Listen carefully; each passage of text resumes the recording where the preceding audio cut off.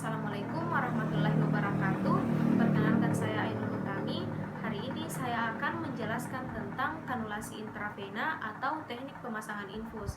Jadi yang pertama itu persiapan awal. Persiapan awal yang akan kita lakukan yaitu mengecek kembali medical report pasien tentang riwayat penyakit, riwayat alergi ataupun adanya gangguan pendarahan dan lain-lain. Selanjutnya mengecek kelengkapan alat dan bahan yang akan kita gunakan. Selanjutnya kita juga harus memberikan informasi baik kepada pasien maupun keluarga pasien terkait prosedur atau tindakan yang akan kita lakukan selanjutnya. Baik pada teknik pemasangan infus atau kanulasi intravena, yang pertama kita memilih vena yang akan kita lakukan insersi. Jadi biasanya kita memilih pada daerah yang lebih distal atau tepatnya pada bagian proksimal dari manus. Selanjutnya, sebelum kita melakukan pemasangan, sebaiknya kita melakukan sanitasi tangan terlebih dahulu atau mencuci tangan dengan menggunakan sabun antimikroba. Selanjutnya, kita memasang handscoon atau sarung tangan, lalu kita pasangkan turniket kepada tangan pasien. Biasanya kita memasang pada daerah pertengahan lengan bawah. Kita pasang turniket, jangan terlalu longgar dan jangan juga terlalu kuat. Selanjutnya, setelah kita pasang turniket, kita disinfeksi dengan menggunakan alkohol ataupun cairan disinfektan, lalu kita biarkan hingga mengering. Selanjutnya, apabila telah mengering, kita lakukan anestesi lokal dengan menggunakan jarum Spoid 1 cc. Bisa juga kita anestesi lokal dengan berbentuk krem.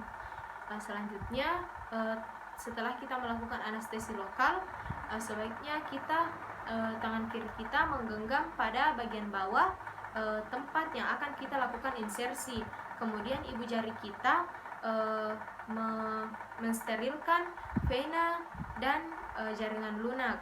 Selanjutnya, kita pasangkan bevel, kita pegang bevel kateter menghadap ke atas, kemudian kita turunkan perlahan-lahan hingga membentuk sudut sekitar 40-45 derajat. Tepat di bawah jarum tersebut terdapat vena, tapi kita belum menembus vena tersebut.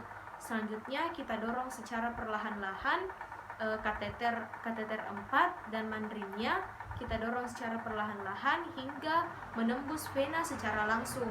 Kemudian kita dorong sedalam kira-kira 3-5 mm ke dalam vena hingga menembus vena. Selanjutnya kita cabut mandrimnya, lalu kateter vena pada bagian pangkalnya itu menyentuh permukaan kulit. Selanjutnya, setelah itu kita buang mandrin yang telah kita gunakan tadi, kita buang, lalu kita lepas turniket yang telah kita pasangkan pada tangan pasien. Setelah kita melepas turniket, lalu kita hubungkan infus set ke dalam kateter tersebut. Kita hubungkan. Apabila telah terhubung dengan baik, selanjutnya kita bersihkan di daerah sekitar yang telah kita insersi.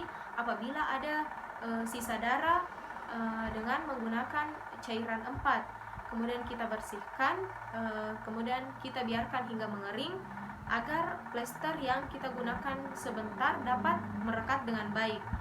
Selanjutnya, pada pemasangan plester kita menggunakan 2 plester. Yang pertama kita gunakan dengan lebarnya itu sekitar 5 mm.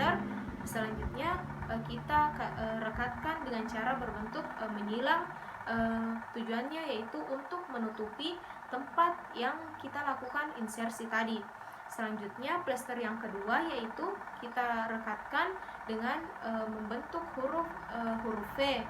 Caranya itu tujuannya yaitu untuk merekatkan kateter dengan kulit pasien. Selanjutnya pasca pemasangan, Jadi pada pasca pemasangan ini imobilitasnya bisa kita kaitkan dengan papan pengalas apabila kita memasang infus pada anak-anak atau bayi misalnya, atau pada bagian ekstremitas. Selanjutnya kita berikan instruksi kepada pasien. Yang pertama, kita menginstruksikan agar jangan menggerakkan lengan berlebihan. Selanjutnya kita juga bisa menginstruksikan apabila pasien merasakan nyeri atau adanya pembengkakan atau adanya kebocoran pada daerah yang telah kita lakukan insersi, bisa melapor pada perawat ataupun dokter yang memeriksa. Selanjutnya, jangan lupa untuk memberikan label pada lengan pasien, plester lengan pasien, dengan mencantumkan tanggal ukuran kateter dengan tempat yang dilakukan insersi. Selanjutnya, untuk kepentingan pasien, kita bisa cantumkan identitas pasien, seperti mencantumkan siapa pemeriksa atau siapa yang melakukan pemasangan infus. Bisa juga kita cantumkan tempat insersi, kemudian tanggal dan ukuran kateter yang kita gunakan. Baik, sekian dan terima kasih. Apabila terdapat banyak kekurangan pada video kali ini, mohon dimaafkan. Wabillahi taufiq wal hidayah. Assalamualaikum warahmatullahi wabarakatuh.